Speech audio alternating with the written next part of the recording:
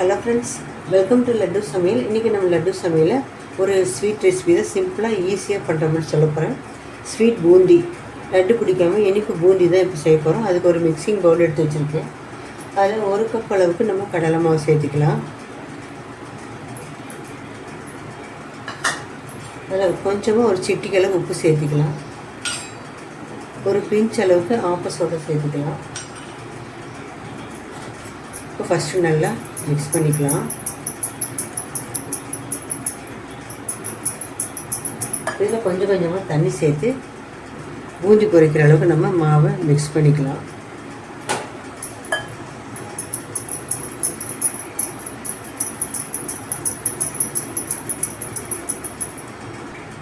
கொஞ்சம் கொஞ்சமாக தண்ணி சேர்த்து நல்லா கட்டி இல்லாமல் நம்ம கரைச்சிக்கலாம். நல்லா கரைச்சிட்டு கட்டி இல்லாமல் இந்த கன்சிஸ்டன்சிக்கு கரைச்சிக்கலாம். இப்போ இதில் 1 டேபிள் ஸ்பூன் அளவுக்கு நம்ம நெய் சேர்த்திக்கலாம்.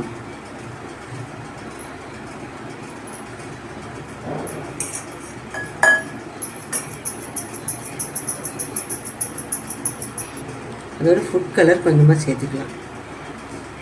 பூந்தி கொஞ்சம் கலராக இருக்கும். நல்லா கலந்துக்கலாம். இப்போ கலந்துட்டோம். எண்ணெய் ஊற்றி பூந்தி பொரிச்சுக்கலாம். எண்ணெய் காஞ்சிருச்சு. பூந்தி பொரிச்சுக்கலாம். பூந்தி கரண்டி எடுத்து மாவை லைட்டாக ஊற்றிக்கலாம். ஊற்றிட்டு இப்படி மெதுவாக தேய்ச்சி விடுங்க. நல்லா அப்படி தட்டி விடுங்க. கார பூந்தி போட்ட மாதிரி தான்.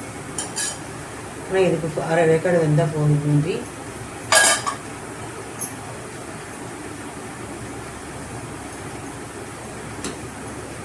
நல்லா வேகக்கூடாது, அரை வேக்காடு தான் வேகணும். பூந்தி ஒரு 2-3 செகண்டு வெந்தால் போதும்.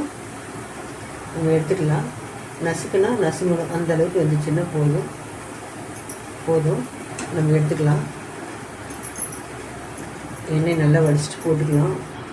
அடுத்த செட்டு ஊற்றிக்கலாம்.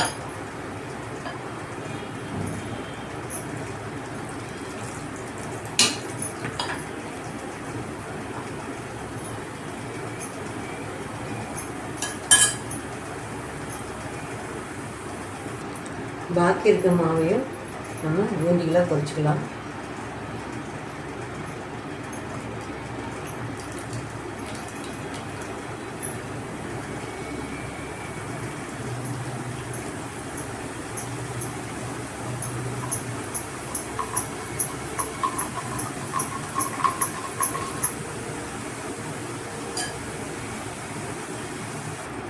பூந்தியெல்லாம் பொரிச்சிட்டோம். இப்போ சர்க்கரை பாகு காய்ச்சிக்கலாம். அதுக்கு ஒரு பேன் வச்சுருக்கேன். இதில் 1 கப் கடலை மாவுக்கு 1 கப் சர்க்கரை, ஒரு 3/4 கப் அளவுக்கு தண்ணி சேர்த்துக்கலாம். சர்க்கரை கரைஞ்சி ஒரு கம்பி பாகு பதம் வரட்டும். சர்க்கரை நல்லா கரைஞ்சி வருது.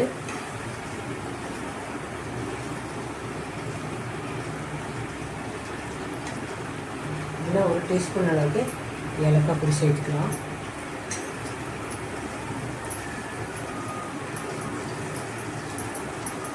பாகு பாருங்கள் நல்லா கொதிச்சு வருது. ஒரு கம்பி பதம் வரட்டும்.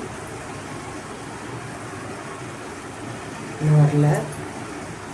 ஒரு கம்பி பதம் வந்துச்சான்னு பார்க்கலாம்.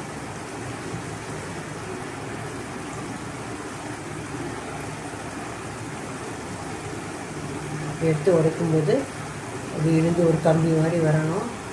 1 செகண்ட் வந்தால் போதும். அரை கம்பி இப்போ தான் வந்துருச்சு.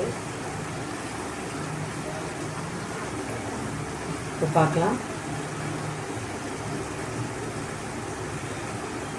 ஒரு கம்பி பதம் வந்துருச்சு.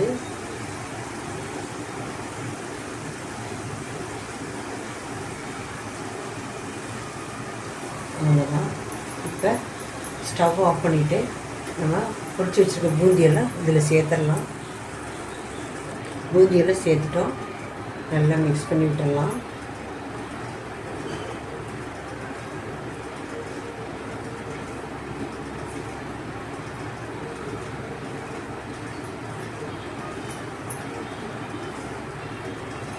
நல்லா கலந்துட்டு ஒரு 10-15 நிமிஷம் அப்படியே விட்டுடலாம்.